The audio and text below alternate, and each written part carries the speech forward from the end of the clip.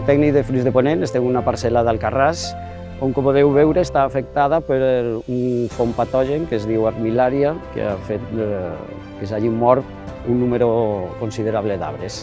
El que estem intentant fer és, sense productes de síntesi química, pesticides químics, combatre aquest fong patogen. Se fa una sembra al carrer dels fruiters, se sembra mostassa, que és l'espècie que hem triat, se pica i se volca a la línia de plantació on estan els arbres morts. Aquestes flors, quan se descomposen, alliberen un gas amb el que combatim el fong patogen. A la tardor faríem una altra sembra i una altra biofumigació i en un futur proper esperem poder tornar a plantar arbres fruiters amb aquest rode.